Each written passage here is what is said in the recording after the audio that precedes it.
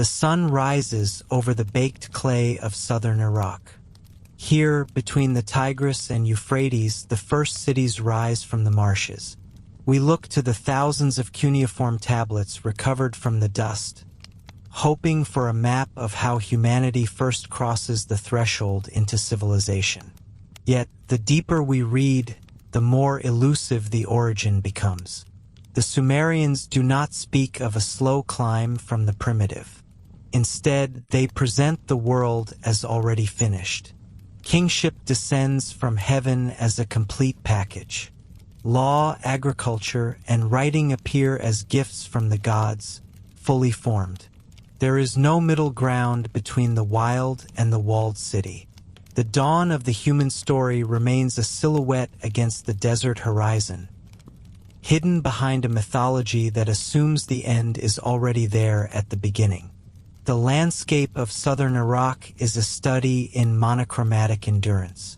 Beneath a sun that flattens the horizon into a shimmering haze of heat, the dust of 5,000 years settles over the mounds of broken brick and silt. This is the heart of ancient Sumer. To the modern eye, it is a wasteland of salt-crusted earth, but to the historian, it is the most vocal landscape on the planet. Millions of clay fragments lie buried beneath these dunes, etched with the wedge-shaped marks of the world's first writers. We call this writing cuneiform. It is the medium through which the first complex cities spoke to themselves and to the future. Yet, as we brush away the sand and translate the ancient lines, we encounter a profound and unsettling irony. The people who gave us the first written records of human history never bothered to record how their world began. When we look at the dawn of the third millennium before the Common Era, we expect a foundation myth that mirrors our modern sensibilities. We want a narrative of discovery. We want to read about the first person to realize that seeds planted in the silt of the Tigris and Euphrates would yield a predictable harvest. We look for a record of the first architect who realized that mud bricks, if dried in the sun and stacked in alternating patterns, could support a wall 40 feet high. We seek the name of the genius who first thought to harness an ox to a wooden blade to tear the earth. But the Sumerian scribes are silent on these points. They do not treat the elements of civilization as inventions or human achievements. Instead, they present the city, the plow, the brewery, and the temple as if they were as natural and eternal as the stars. The earliest tablets discovered in the city of Uruk, dating back to approximately 3,200 years before the Common Era, are not poems or chronicles. They are ledgers. They are the cold, hard receipts of a sprawling bureaucracy. We see lists of grain rations, inventories of sheep, and tallies of beer jars. The first scribes were not interested in the philosophy of progress. They were interested in accounting. In these thousands of economic documents, there is a total absence of a backstory. The temple administration functions with a complexity that suggests centuries of development, yet the writing speaks only of the present moment. It is as if the scribes walked into a fully functioning machine and began taking notes, never wondering who had built the engine or why. This silence is not a failure of the record, but a window into a specific way of seeing the world. To the Sumerian mind, the structures of civilization were not historical developments that occurred over time. They were divine gifts dropped from the heavens in a completed state. This perspective is most famously captured in a document known as the Sumerian King List. The text begins with a chillingly simple declaration. It states that when the kingship was lowered from heaven, the kingship was in Eridu. There is no mention of a tribal chief gradually gaining power through diplomacy or warfare. There is no description of a village slowly expanding into a metropolis. The concept of kingship simply arrives. It is a celestial download, a prepackaged system of governance that lands on the Mesopotamian plain fully formed. This creates a disconnect for the modern investigator. We view history as a ladder, each rung representing a technological or social breakthrough. We see the transition from the hunter-gatherer lifestyle to the sedentary farmer as a revolutionary shift. However, for the first people to actually live in these cities, there was no such thing as a revolution. In their literature, the gods are the ones who possess the me. The me are a collection of divine decrees that form the operating system of the universe. There is a me for the art of the scribe. There is a me for the weaving of cloth. There is a me for the pouring of libations and even for the concept of truth itself.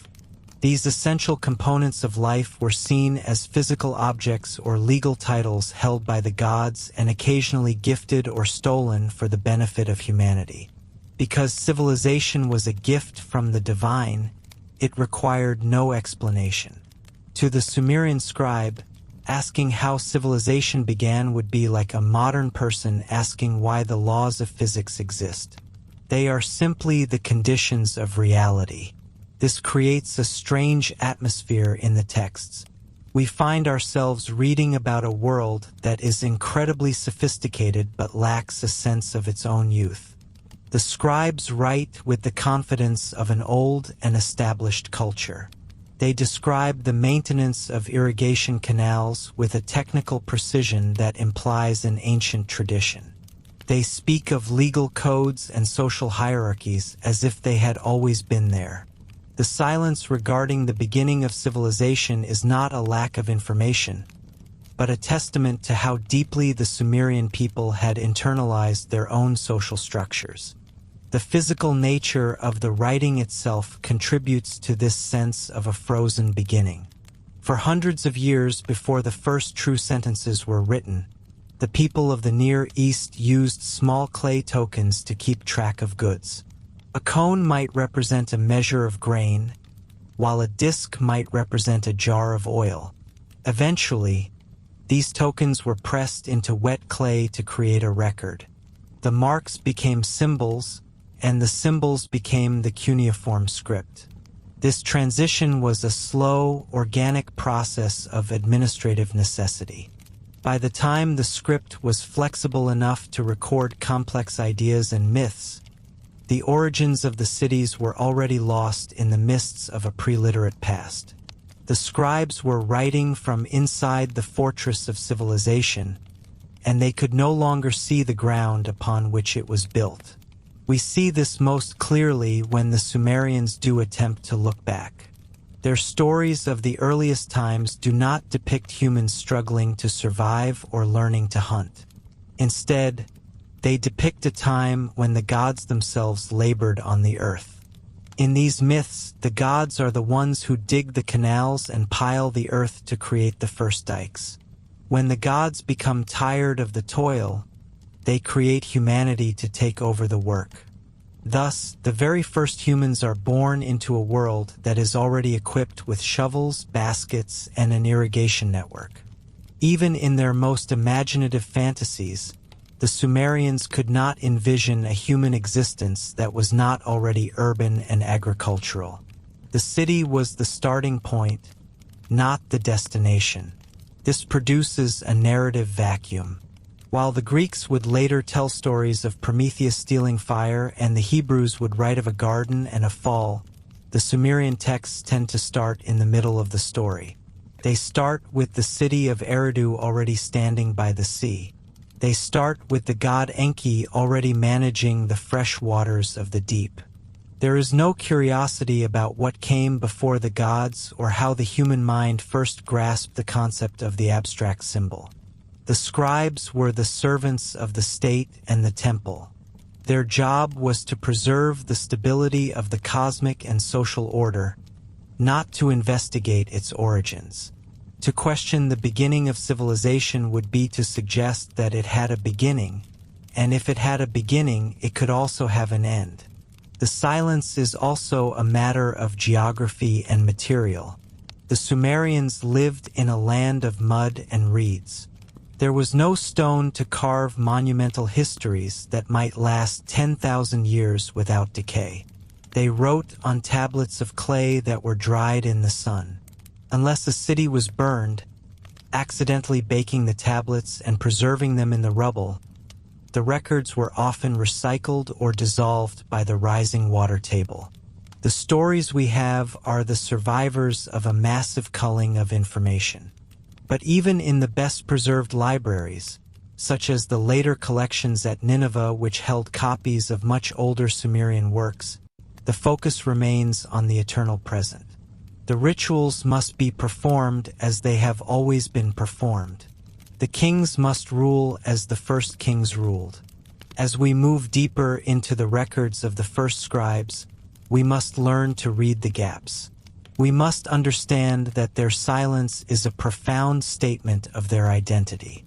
They did not see themselves as pioneers on a new frontier. They saw themselves as the inheritors of a divine order that was as old as the world itself.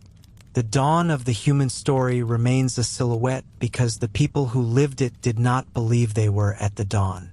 They believed they were at the center. They were not looking back at where they had come from, for they were too busy measuring the grain, building the walls, and serving the gods who had given them everything they knew.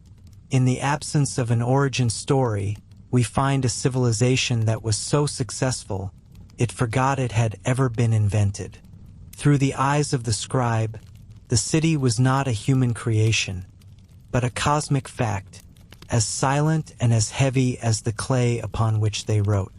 The sun beats down on the alluvial plains of southern Mesopotamia, a landscape where the horizon is a shimmering line of heat, and the Tigris and Euphrates rivers move like slow, heavy veins of mercury. This is the 4th millennium before the Common Era, a time when the concept of the city is no longer an experiment, but an industrial reality. We are in the city of Uruk, a sprawling metropolis of mud brick and reed, where the population has swelled to tens of thousands. In this environment, the air is thick with the scent of river silt, roasting grain, and the sweat of a massive, organized labor force. It is here, amidst the noise of the marketplace and the shadow of the rising ziggurat, that the greatest tool of human memory is born. Yet, this invention does not arrive as a vessel for poetry or a way to record the deeds of heroes. It begins as a cold, clinical necessity of the warehouse. To understand why the Sumerians never wrote a definitive history of their own origins, one must look at the hands of the very first people who ever held a stylus. These were not historians or philosophers. They were accountants. For centuries, the people of the Near East had used a system of small clay tokens to keep track of goods. A small cone of clay represented a measure of grain. A sphere represented a larger portion. An ovoid marked a jar of oil. For a long time, this was enough. If a farmer owed a temple 3 jars of oil, 3 clay ovoids were kept in a jar to track the debt. But as the city of Uruk grows into a complex machine of redistribution, the system of physical tokens becomes cumbersome. We observe a scribe sitting in the courtyard of the Yana temple complex. He is surrounded by piles of raw clay and baskets of these small tokens. The temple is the beating heart of the economy, a central hub where the harvest of the countryside is collected and then rationed out to the craftsmen, the priests, and the laborers. The scribe's problem is one of volume. Thousands of sheep are being moved. Tons of barley are being stored. The human brain, evolved for the small-scale social interactions of a village, is reaching its limit. Cannot remember every transaction, every debt, and every delivery. This is the biological bottleneck of civilization. To move past it, the Sumerians must move their memory outside of their bodies. The solution is elegant and purely functional. The tokens are placed inside a hollow clay ball, known as a bulla.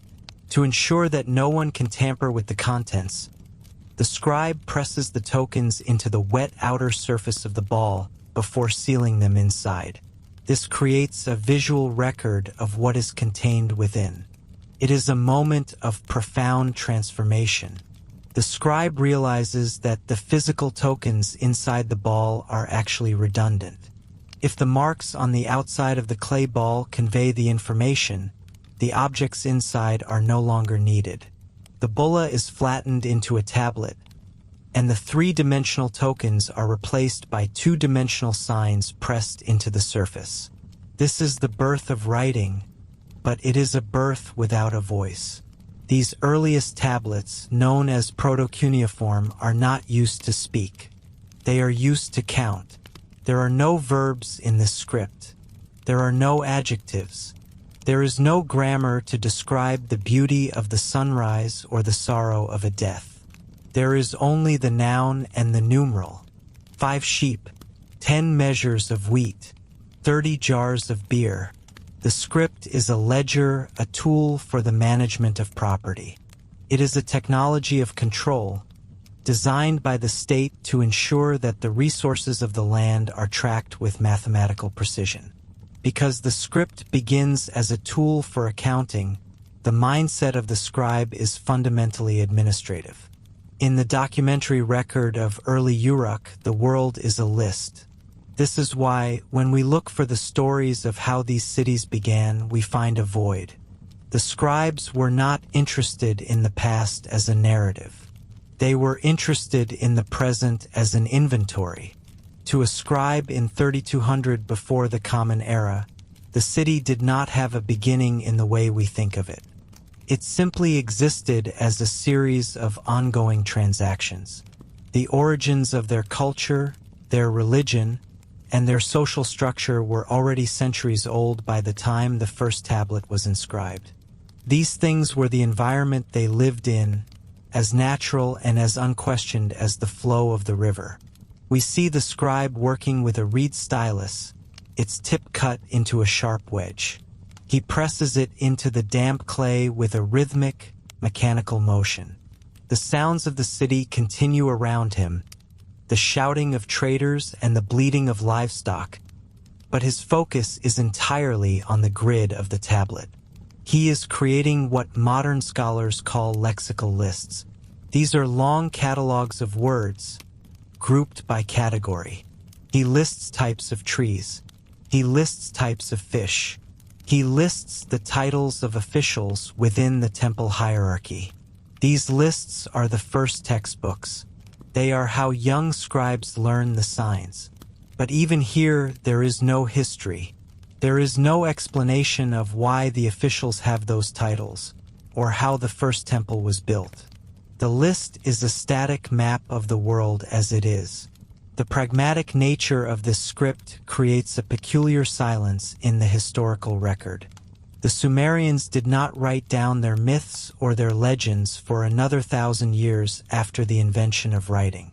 For 10 centuries, the written word was used almost exclusively for receipts, contracts, and inventories. During this massive span of time, a period longer than the entire history of many modern nations, the intellectual life of the people lived only in the oral tradition. Their stories were told in the flickering light of hearth fires, sung by wandering bards, and whispered by grandmothers to children. But these stories were never meant for the clay. The clay was for the state. The clay was for the eternal, unchanging business of the city.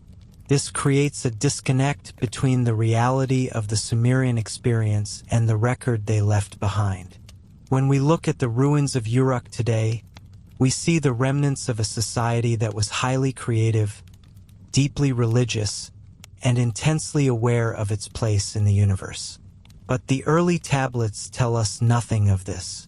They tell us that a man named Kushim was responsible for the delivery of a large quantity of barley. We know Kushim's name not because he was a king or a hero, but because he was a competent bureaucrat who signed his accounts. In the eyes of the early script, the administrator is the only individual who matters. The king is merely a figurehead at the top of a distribution list. As the centuries pass, the script begins to evolve. The pictographs become more abstract, turning into the characteristic wedge-shaped marks of true cuneiform. Grammar begins to creep into the tablets. Scribes find ways to denote the relationship between words, moving from simple lists to basic sentences. Yet, even as the capacity for storytelling develops, the weight of the pragmatic past remains. The first sentences ever written are not "in the beginning," but rather "the king has dedicated this temple to the god." The written word is still a servant of the monument and the warehouse. It is used to label things, to claim ownership, and to record the completion of a task. The reason the Sumerian texts never clearly explain the beginning of civilization is that the people who invented writing already felt that they were living at the end of history, not the beginning. They lived in a world where the great cities had always been there. To them, civilization was not a human invention that needed to be explained. It was the natural order of the cosmos, established by the divine at the moment of creation. When writing finally became sophisticated enough to record long narratives, the scribes did not look back to the muddy reality of the first villages. Instead, they looked to the gods.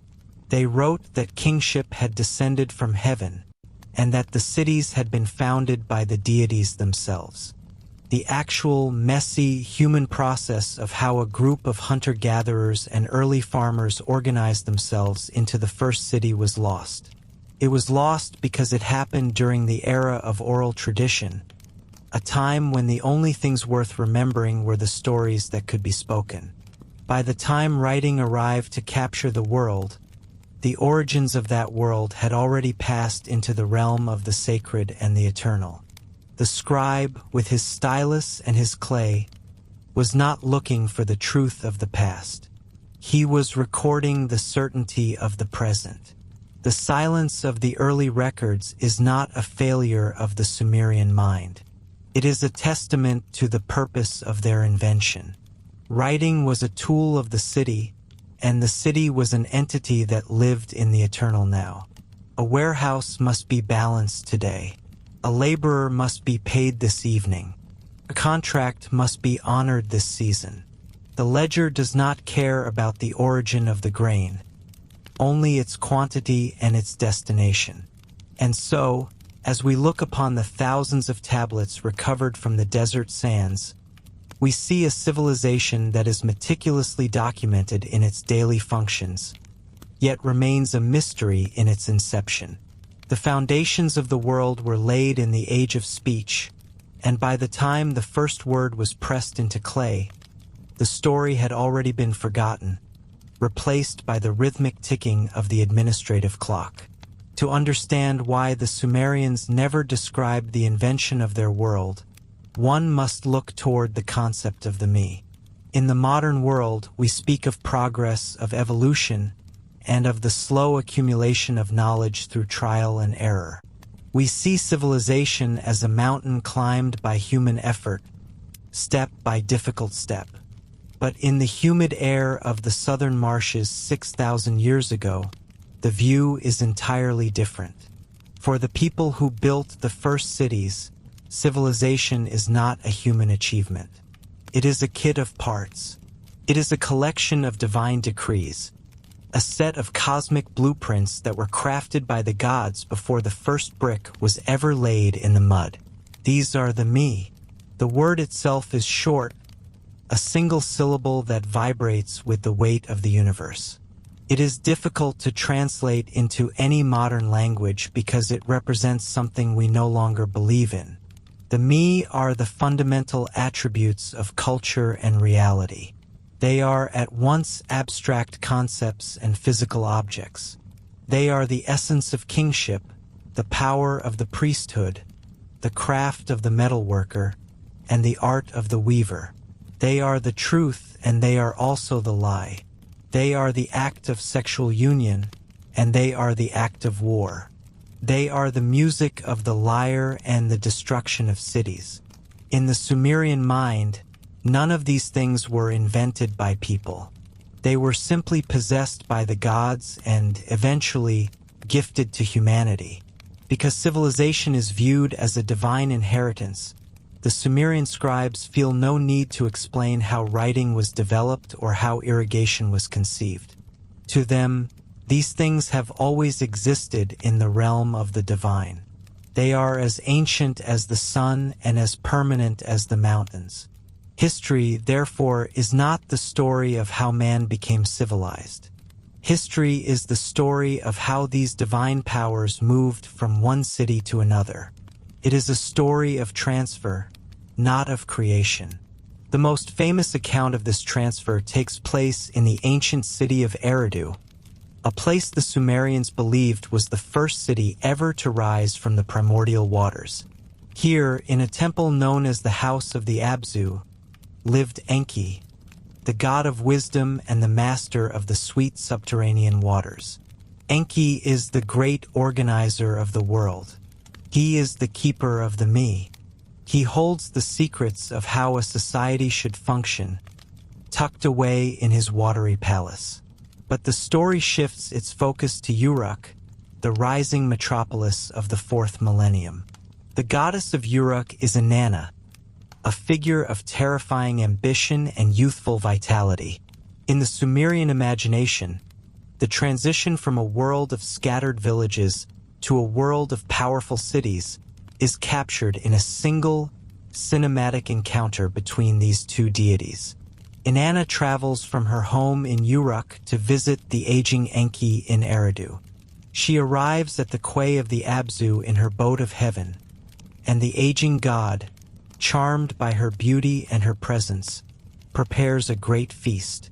As the two gods sit together, drinking vast quantities of beer, the atmosphere of the myth becomes heavy with the scent of roasted meats and the haze of intoxication.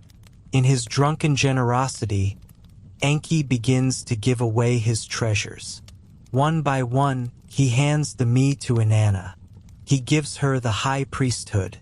He gives her the scepter of command.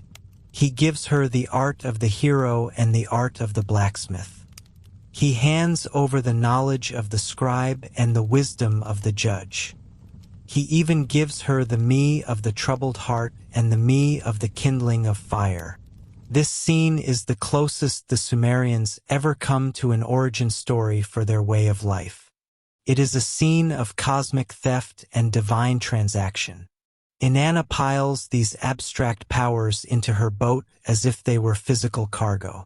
She loads the essence of civilization onto the deck and sets sail for Uruk. When Enki eventually wakes from his stupor and realizes what he has lost, he sends his sea monsters to reclaim the me, but it is too late. Inanna reaches the gates of Uruk, and as she unloads the boat, the city is transformed. It becomes the center of the world because it now possesses the divine blueprints that make a city possible.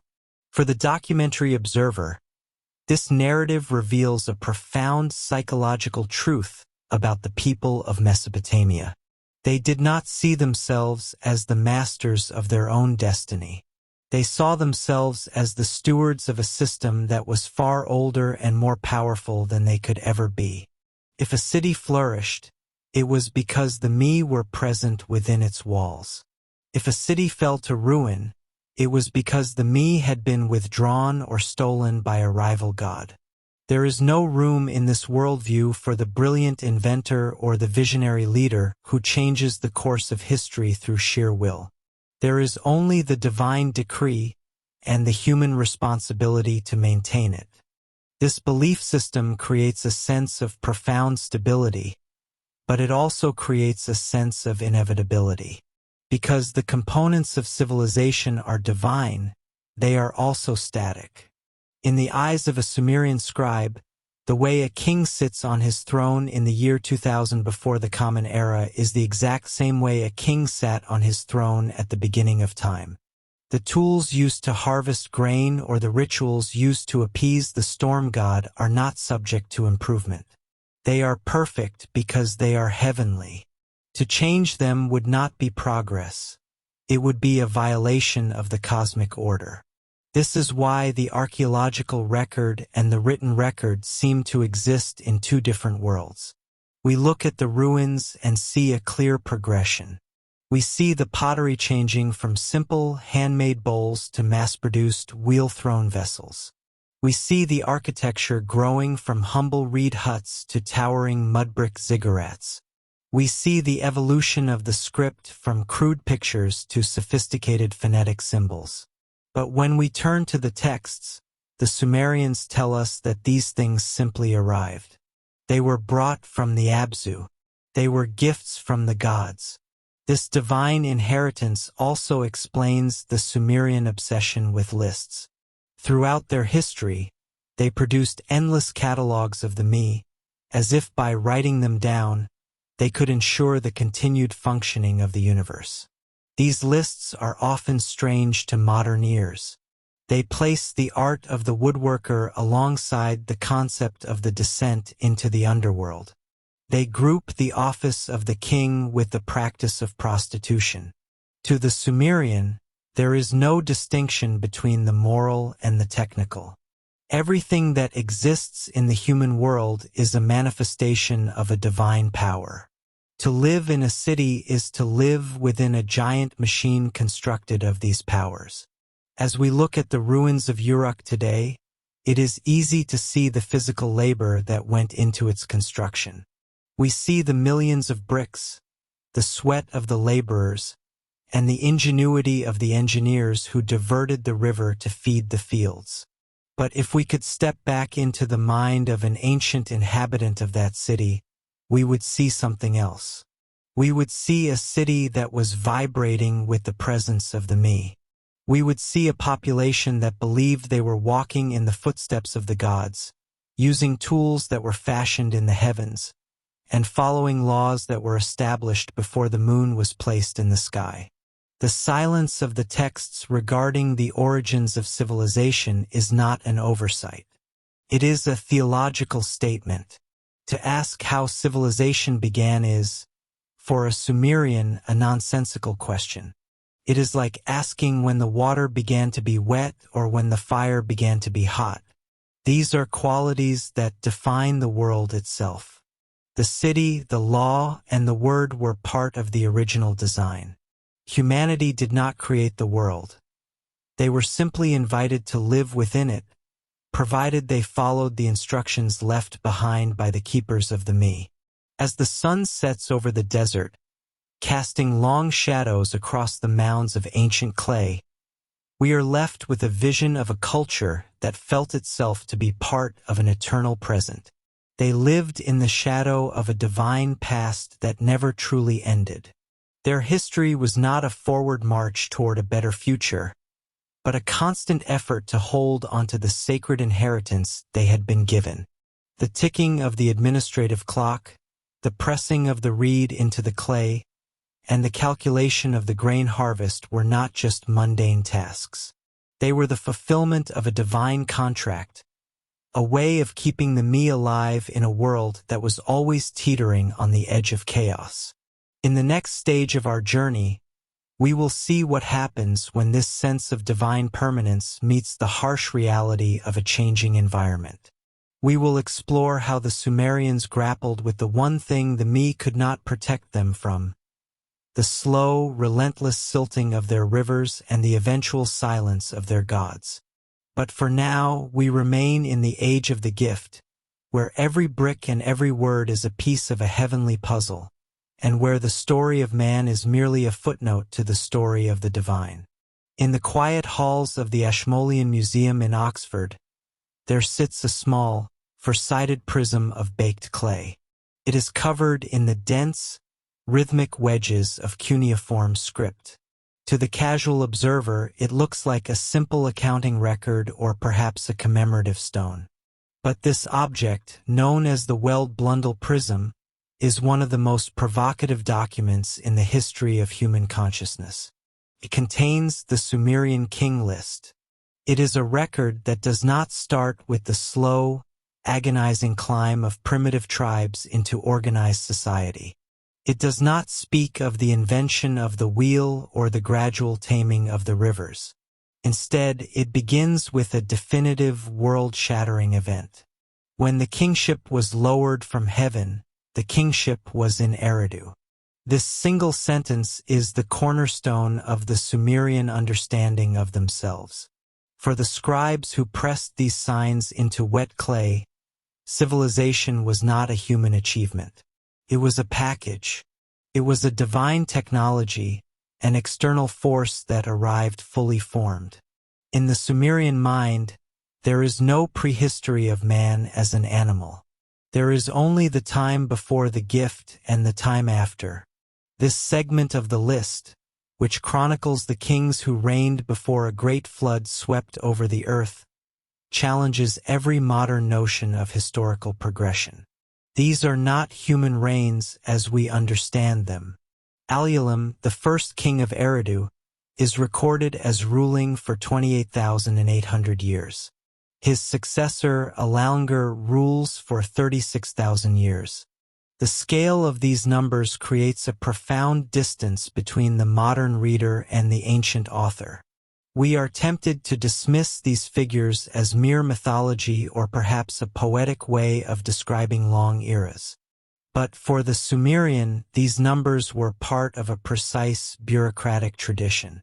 The kingship, or Nam-Lugal, was treated as a physical entity, a cosmic substance that could be moved from one city to another. It was not something a man created by force of will or by gathering a following. It was something that descended. It was a mandate that existed independently of the people who held it. This explains why the Sumerian texts never explain the beginning of civilization. To them, civilization is an eternal constant of the universe. It was simply elsewhere, in the realm of the gods, until the moment they decided to deposit it upon the earth. When the kingship arrives in Eridu, it does not arrive in a vacuum. The Sumerian stories describe a world that is already populated by the black-headed people, but these people are living in a state of nature that is indistinguishable from the beasts. They eat grass with their mouths and drink water from the ditches. They have no clothes. They have no houses. They do not know how to bury their dead or how to pray. The arrival of kingship is the arrival of the boundary. It is the moment when the wild is separated from the domestic, when the raw is separated from the cooked. The king is the one who brings the measures.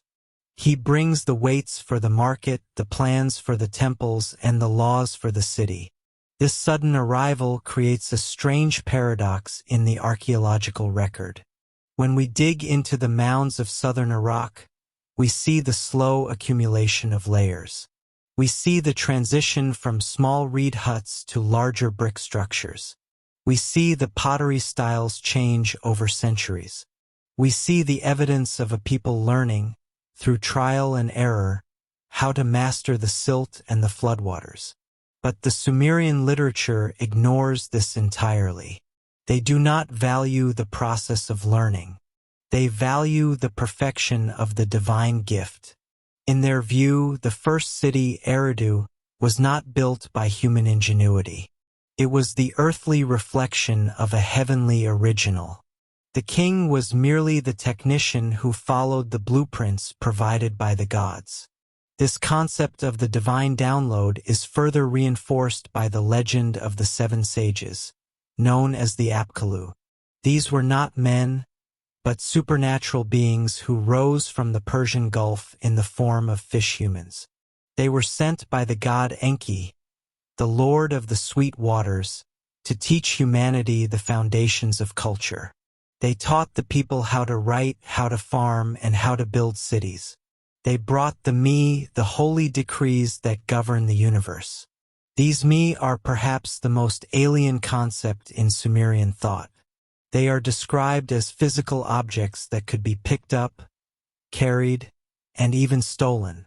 They represent the essential components of civilization, such as the art of the weaver, the office of the priest, and even the concept of the victory.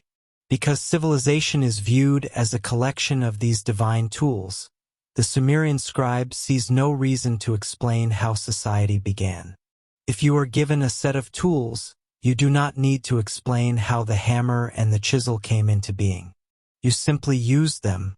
The focus of Sumerian history is not on the origin of the tools, but on the stewardship of the tools. When the king list says that kingship was in Eridu and then it moved to Bad Tibra, it is describing a transfer of the divine battery. The city itself is just a vessel. The people are just the labor force. The true story is the movement of the kingship itself. This perspective shifts the role of the human being from a creator to a servant. In the Sumerian creation myths, humanity is created for one specific purpose: to relieve the gods of the burden of labor. The gods were tired of digging the canals and maintaining the irrigation systems that kept the world in order. They created man to take over the shovel. Therefore, the city and the civilization are not for the benefit of the people. They are the infrastructure of the divine estate. The king is the farm manager, the one who ensures that the gods are fed through sacrifices and that their houses, the temples, are kept in good repair. This creates a chilling realization for the modern historian. The Sumerians never explain the beginning of civilization because they do not believe it belongs to them. They are occupants of a system they did not design. This is why their texts are so concerned with ritual, with the correct way to perform a ceremony or the correct way to build an altar. If civilization is a gift from the gods, then any deviation from the original blueprint is not progress, it is a dangerous error. To innovate is to risk the wrath of the beings who provided the tools in the first place. This leads to a culture that is intensely conservative, looking backward toward a golden age when the gods walked the earth and the kings lived for tens of thousands of years. The abruptness of kingship's arrival also explains the lack of a human hero in the story of the earliest cities. There is no Romulus, no Arthur, no founding father who gathers the tribes together through the strength of his character. Alulim is simply there, the first name on the list, the first recipient of the descending power. He is a function of the office, not an individual. The Sumerian language itself reflects this. The word for king, Lugal, literally means big man, but the authority does not come from his bigness. It comes from the Nam Lugal, the kingship, which has been draped over him like a cloak from another world. As we look at the ruins of these first cities today, the wind blowing the dust over the crumbled ziggurats, we are seeing the remains of an experiment in divine management. The Sumerians lived in a world where the sky was not empty and the past was not a mystery. They knew exactly where their world came from. It fell from the stars and landed in the marshes of the south. It was perfect from the moment it arrived, and the subsequent history of man was not a story of improvement, but a story of trying to live up to that initial, overwhelming moment of contact. The king list continues its rhythmic tally of years and names, moving from Eridu to Larik, then to Sippar and Shuruppak. Each city holds the light for a time before it is passed on. The sheer scale of the time involved, hundreds of thousands of years, suggests that the Sumerians viewed the era of the first kings as a stable, eternal state. There was no sense of a ticking clock, no sense that the world was changing. It was a long, slow afternoon of the gods. But this stability was an illusion. Underneath the bureaucratic records and the divine decrees, a shadow was growing.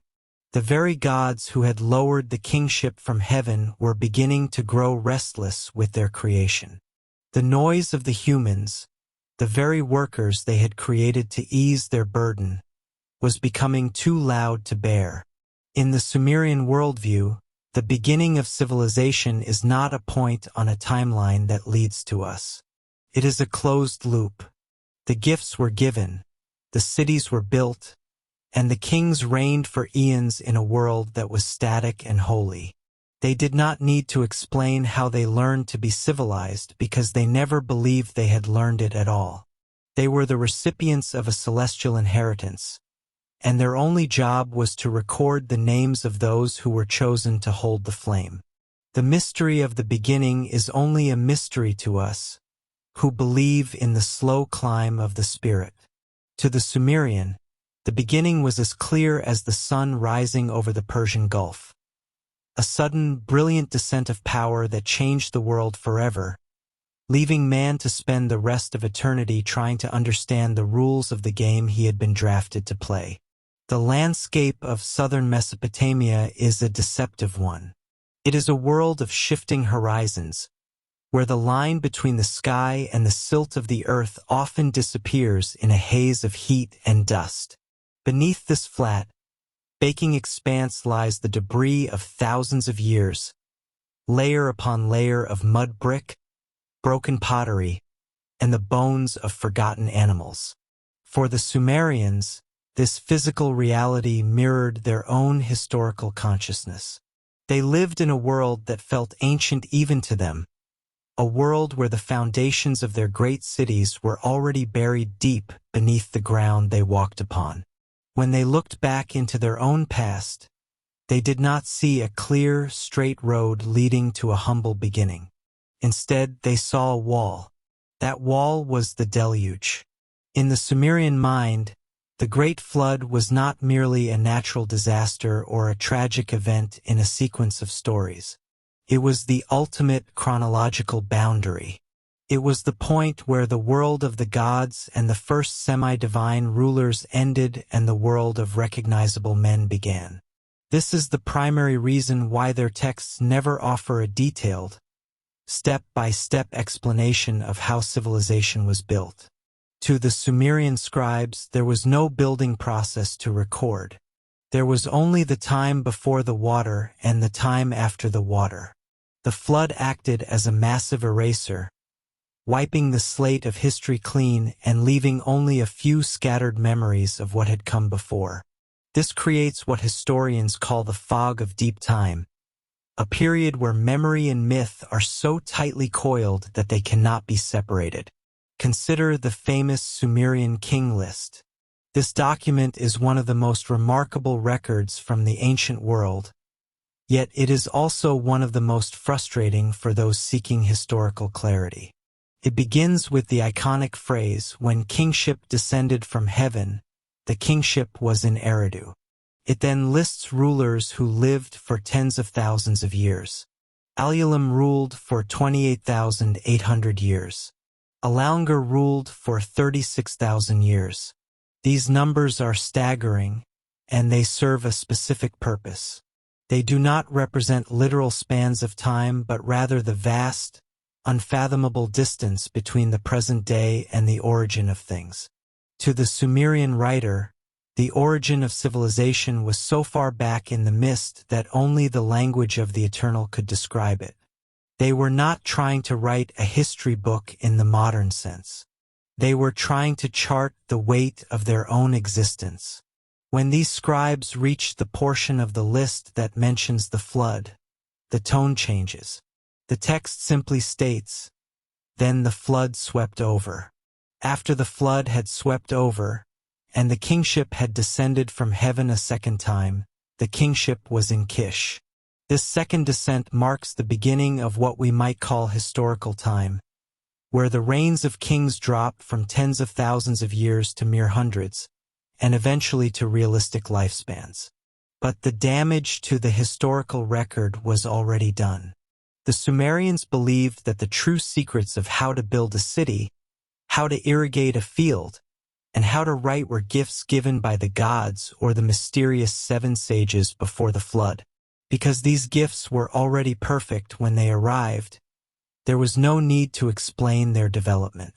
The beginning was not a process of discovery, but a process of inheritance. This reliance on inheritance created a peculiar kind of cultural amnesia. Archaeological evidence tells us a very different story than the Sumerian texts. We can see the gradual evolution of pottery from the simple, handmade vessels of the Ubaid period to the mass-produced, throne bowls of the Uruk period. We can track the slow growth of small villages into sprawling urban centers over thousands of years. We can see the first clumsy attempts at recording numbers on clay tokens, which slowly evolved into the sophisticated cuneiform script. But the Sumerians themselves seemed largely uninterested in this evolution. If they found a primitive stone tool while digging a foundation for a new temple, they did not see it as a step in their own progression.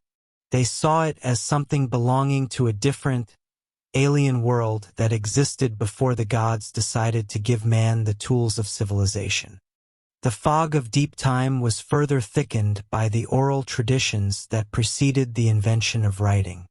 By the time the first Sumerian scribes began to press their reeds into wet clay to record their myths, they were already living in a fully realized society.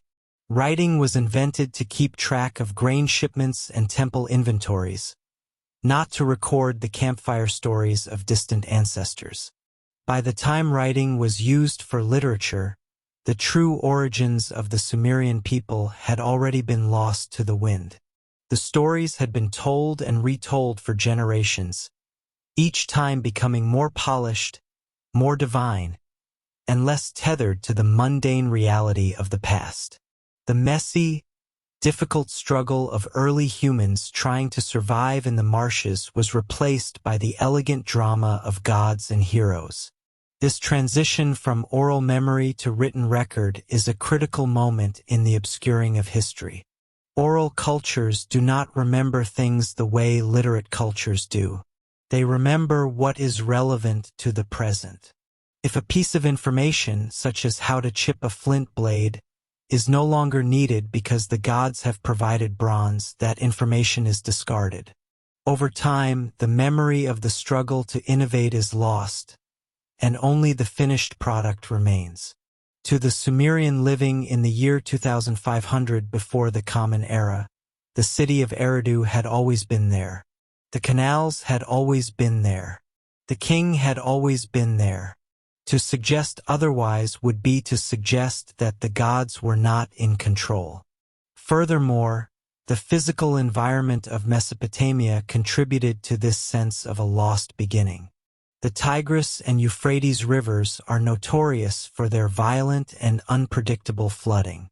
These rivers carry massive amounts of silt, which they deposit across the floodplain. Over millennia, the ground level in southern Iraq has risen by several meters. This means that the earliest levels of human occupation, the very beginnings of civilization that we desperately want to understand, are often buried beneath the water table. When early 20th century archaeologists tried to reach the bottom of the Great Mounds, they frequently hit water before they hit the virgin soil. The Sumerians faced the same problem.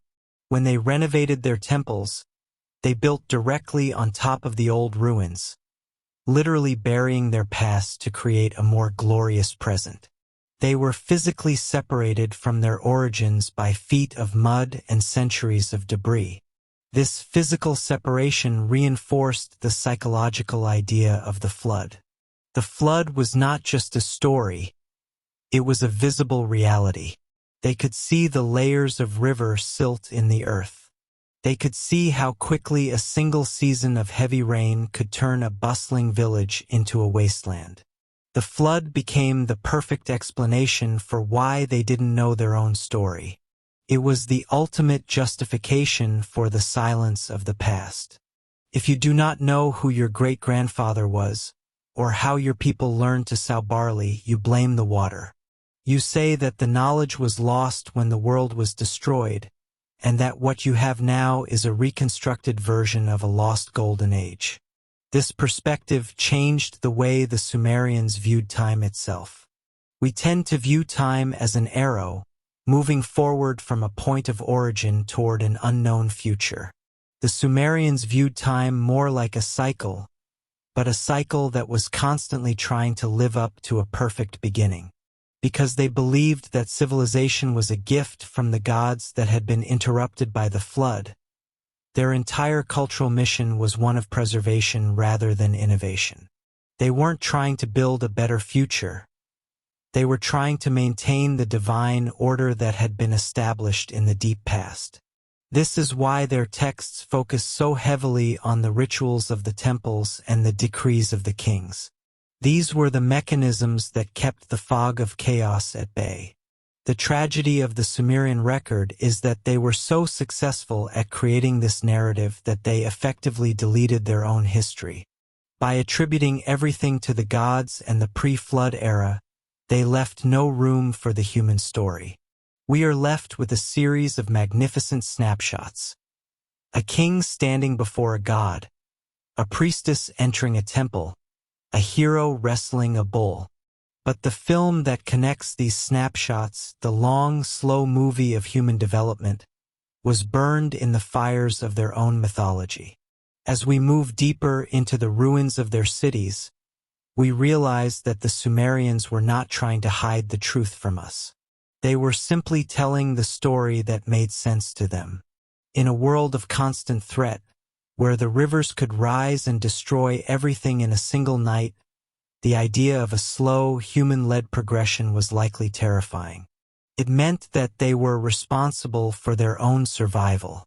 It was much more comforting to believe that the rules of the world had been set in stone by the gods before the first drop of floodwater ever fell. The fog of deep time was not a problem to be solved for the Sumerian. It was a shroud of protection, a way to anchor their lives in something much larger and more permanent than the shifting sands of the Mesopotamian plain. In the end, the silence of the Sumerian texts regarding their own origins is perhaps the most honest thing about them. It is an admission that some things are too old to be remembered, and some beginnings are too humble to be celebrated by a culture that considered itself the center of the universe. They chose to start their story at the moment of their greatest glory, leaving the long walk out of the marshes to be forgotten in the mist, where the memory of man meets the silence of the flood. To understand why the Sumerians left no manual for the birth of their world, one must first look at the vessel that carried their history before the first stylus ever touched wet clay. This vessel was the human voice. For thousands of years, the story of the people between the rivers lived only in the breath of storytellers and the memories of elders. It was a history written in the air, a living thing that changed its shape with every generation. In this world of sound and shadow, the past was not a fixed record stored on a shelf. It was a river, constantly flowing and constantly eroding the banks of factual reality. In the vast stretch of time before the invention of cuneiform, the ancestors of the Sumerians navigated a landscape that was as much psychological as it was physical. When we think of history today, we think of archives, dates, and names etched in stone. But for the people of the early Mesopotamian marshes, history was functional. It was a tool for the present. In an oral society, a story is only kept if it serves a purpose.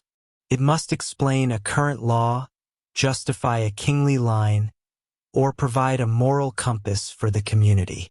Anything that did not serve the immediate needs of the living was slowly, quietly discarded. This is the first great filter of the Sumerian memory. The slow, grueling centuries of trial and error, the incremental discoveries of how to plant a seed or build a levee, were not grand enough to be sung around a fire. They were the background noise of survival, and so they were the first things to fade into the mist.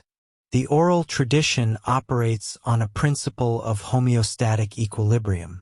This means that a society will automatically prune its past to keep it consistent with its present. If a tribe moves from the mountains to the plains, their stories will, over several generations, begin to reflect a people who have always lived on the plains. The mountains become a dream, then a myth, then a name for a place that no longer exists.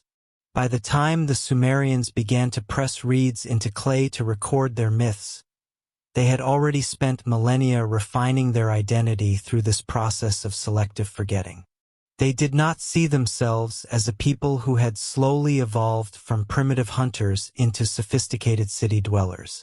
Through the lens of oral tradition, they were a people who had always been as they were, because the memory of their simpler selves had long since been edited out.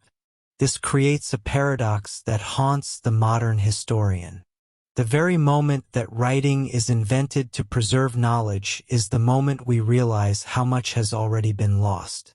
When the first scribes in the city of Uruk began to record their traditions, they were not recording the beginning of their civilization. They were recording the end of a long, unwritten journey.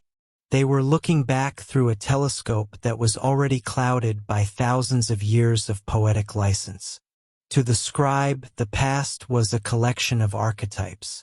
They did not care about the name of the first man who figured out how to fire a brick. Instead, they remembered the God who gave the brick to humanity. The human effort was replaced by divine intervention because the divine is easier for the memory to hold onto than the mundane. Imagine a circle of people sitting in the shadow of a rising ziggurat, listening to a poet. The poet does not speak of the slow, muddy process of digging irrigation ditches over 10 generations. That story is long, boring, and filled with the names of people who are now dust. Instead, the poet speaks of a hero who wrestled the river into submission in a single day. The audience cheers, the story is remembered, and the actual history of the irrigation ditch is lost forever. This is the shifting sand of the oral tradition. It prioritizes the spectacular over the factual. It prefers the lightning bolt to the slow growth of the oak tree. By the time this story is committed to a tablet, the lightning bolt is all that remains. Furthermore, we must consider the role of the keepers of these stories. In the era before writing, memory was a form of power. The priests and the tribal leaders were the custodians of the collective past. They were the ones who decided which stories were told and which were suppressed.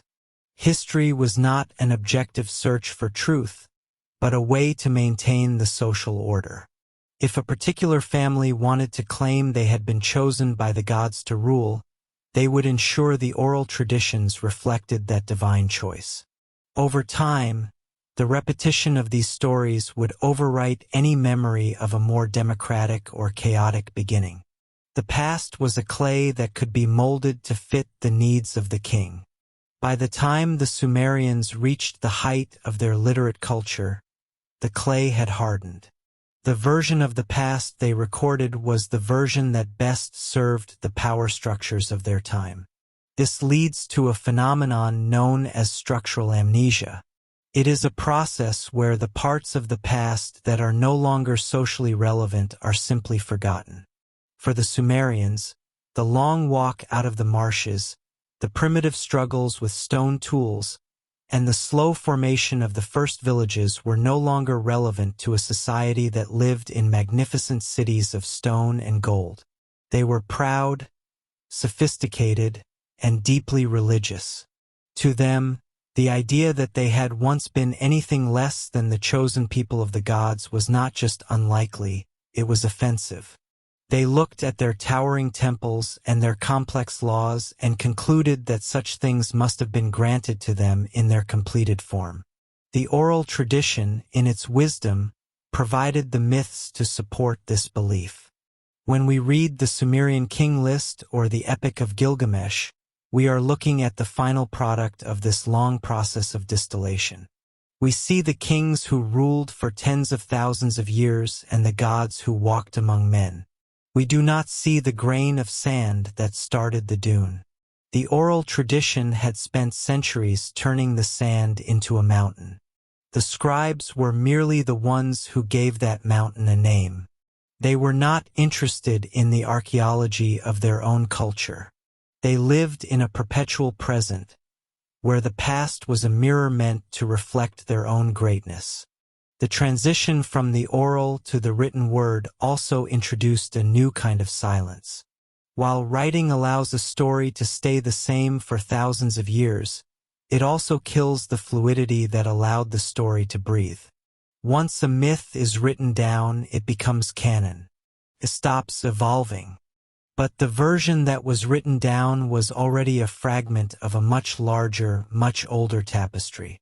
We are reading the notes of a song that had been sung for ages, but we have lost the melody and the voice that gave it context. The Sumerian texts do not explain the beginning because, by the time they were written, the beginning had been transformed into a sacred mystery that was never meant to be explained in human terms. The landscape of Mesopotamia itself contributed to this loss of memory.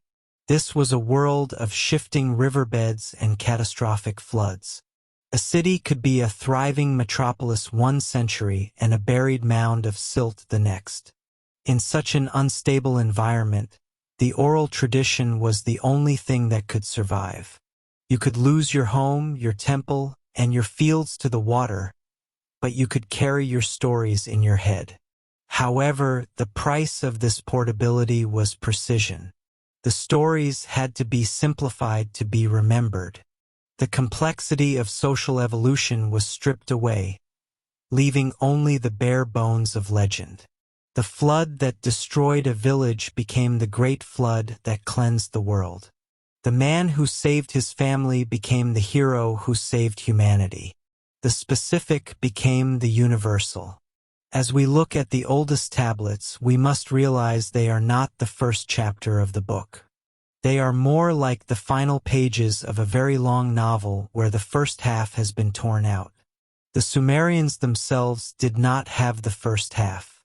They had only the summaries and the highlights passed down through the shifting sands of memory. They lived in the shadow of a past they could no longer fully see. To them, the silence regarding their origins was not a gap to be filled, but a sacred space. It was the realm of the gods, a time before time when the world was spoken into existence. To ask for a chronological history of the rise of Uruk would have been as strange to them as asking for a blueprint of heaven. The tragedy of the oral tradition is that it is most effective at preserving what we need, but most ruthless at destroying what we want to know. It gave the Sumerians a sense of identity and a connection to the divine, but it robbed them, and us, of the true story of their birth. When they finally took up the stylus, they were not looking to solve the mysteries of their evolution. They were looking to give a permanent home to the legends that had kept them alive in the long dark before the dawn of history. They wrote down the end of the story, and in doing so, they ensured that the beginning would remain forever out of reach, buried beneath the weight of their own magnificent imagination. The history of Sumer is therefore a history of echoes. We hear the loud, clear voices of the kings and the poets, but we do not hear the quiet footsteps of the first people who wandered into the valley. Those footsteps were washed away by the tides of time and the selective memory of a culture that preferred the brilliance of the sun to the shadows of its own dawn. The shifting sands of the oral tradition have left us with a grand, golden myth, but the reality of the Sumerian beginning remains a ghost, haunting the spaces between the lines of their beautiful, cryptic clay tablets. The silence is not an accident. It is the result of a people who decided that the story they told themselves was more important than the facts of how they began. In the end, they became the heroes of their own legend, leaving the true history of their arrival to be whispered only by the wind across the desert. The sun hangs heavy over the alluvial plains of southern Iraq, casting long shadows across the baked mud bricks of what was once the city of Eridu. To a modern observer, this is a place of profound antiquity, a cradle where the first sparks of urban life were struck from the flint of human necessity. We look at these ruins and see a beginning, a point of origin in a long linear march toward the present. We see a primitive era followed by a more advanced one. But to the people who walked these streets 5,000 years ago, the concept of a primitive past was not just foreign, it was entirely non-existent. They did not see themselves as the inventors of civilization, but as its lucky custodians. To understand why Sumerian texts never explain how their society began, we must first discard our modern obsession with progress. In our world, technology and culture are seen as things that evolve, growing from simple foundations into complex systems. We look for the first wheel, the first copper smelting furnace, and the first written word as milestones of human achievement. The Sumerians, however, lived in a universe where the blueprint for reality was already finished. They believed that everything necessary for human life, from the art of weaving to the complex rituals of the temple, had existed since the dawn of time. These were the divine decrees of the gods. The were the fundamental building blocks of civilization, and they were physical objects as much as they were concepts.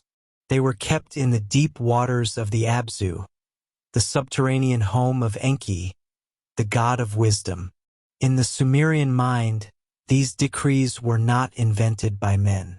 They were handed down. A king did not discover how to rule. He was given the me of kingship. A priest did not invent a ritual. He was granted the me of the priesthood. Because everything was a gift from the heavens, there was no reason to record a history of human invention. To the Sumerians, asking how they learned to build a city would be like asking a fish how it learned to swim. The water has always been there, and so has the city. This creates a peculiar silence in the cuneiform record. When we read their myths, we find a world that is already fully formed. Even in their stories of the creation of the universe, the focus is not on the slow development of society but on the separation of heaven and earth and the immediate establishment of the divine order. When the gods created humans, they did so to provide laborers who could maintain the world the gods had already built. The first humans were not cave dwellers or hunter-gatherers in the Sumerian imagination. They were immediately put to work digging canals and tending fields using tools that the gods had provided. The Sumerian king list is perhaps the most striking example of this perspective. It is a monumental document that purports to record the history of kingship from the time it first descended from heaven. It lists rulers who reigned for tens of thousands of years, bridging the gap between a mythological past and a historical present. But what is most remarkable about this list is not the impossible lengths of the reigns, but the total absence of change. The first king, Alulim, rules over the city of Eridu in exactly the same way a king might rule over Ur 2,000 years later. The institutions of the palace and the temple are presented as eternal. There is no sense that kingship was a new idea that had to be tested or refined. It arrived perfect and complete. In the eyes of a Sumerian scribe, time was not an arrow flying toward a distant future. It was a circle, a repeating cycle of seasons, floods, and religious festivals. The goal of a good ruler was not to change the world, but to keep it exactly as it was intended to be by the gods. Stability was the highest virtue.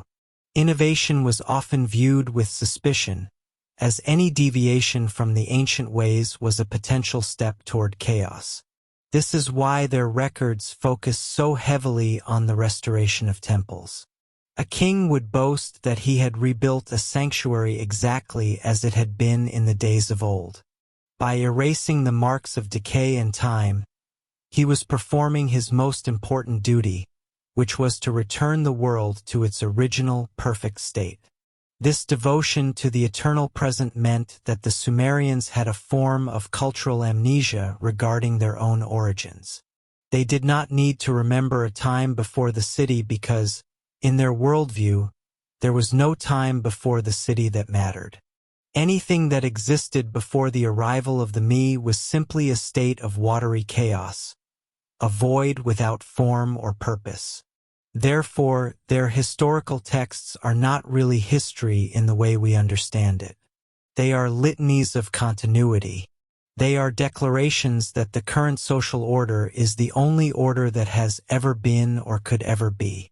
When we look for the transition from the Neolithic to the Bronze Age in their writing, we find only silence. They do not tell us about the first people who settled in the marshes. They do not describe the struggle to reclaim land from the shifting rivers. Instead, they tell us that the gods decided to build the cities, and so the cities appeared. The labor was human, but the vision was divine. By attributing all progress to the gods, the Sumerians effectively removed themselves from the narrative of their own development. They became characters in a divine play, following a script that had been written before the first brick was ever laid.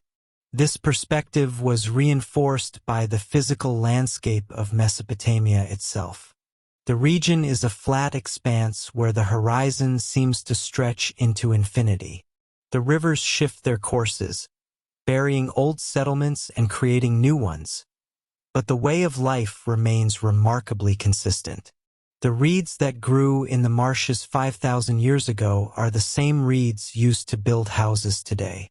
The heat of the sun and the patterns of the stars are unchanging. In such an environment, the idea of a radically different past is hard to imagine. The present feels as though it has always been, and the past is simply a reflection of the now. The Great Flood, which appears in many Sumerian texts, serves as the ultimate reset button. It is the event that separates the antediluvian world from the historical one. Yet even here, the flood is not seen as the end of one era and the start of something new. It is a temporary interruption of the divine order. After the waters recede, kingship is simply let down from heaven again. The world is restored. The cities are rebuilt on their original foundations, and life continues exactly as it did before. The flood explains why some ancient cities were lost, but it does not change the fundamental nature of civilization itself. For the Sumerian scribes working in the temple schools, the act of writing was not about documenting change. It was about preserving the sacred. They spent their lives copying ancient lists of words, omens, and hymns. To them, the oldest texts were the most authoritative because they were closest to the moment when the gods first shared their wisdom. Knowledge was not something to be discovered through experimentation, but something to be recovered through study. The deeper one went into the past, the closer one got to the source of all truth. This is why we find no memoirs of inventors or accounts of social revolutions in the ruins of Nippur or Lagash. The individuals who may have perfected the wheel or developed the first systems of irrigation are forgotten, their names replaced by the names of gods like Enlil or Ninurta. The Sumerians did not look back because they believed they were already standing at the pinnacle of what was possible. They were the inhabitants of the center of the world, living out a divine mandate that required no explanation. To look back is to acknowledge that things were once different, and to acknowledge that things were different is to admit that they might change again. In a land where survival depended on the precarious balance of river water and social cooperation, change was a terrifying prospect. By viewing their civilization as an eternal, unchanging gift, the Sumerians found a sense of security in an unpredictable world. They did not need a history of their beginnings because their beginning was not a historical event. It was a cosmic truth, as solid and permanent as the ziggurats that rose toward the sky. They lived in the light of an eternal present, a world where the first day and the last day were one and the same, and where the story of man was always a story of the gods.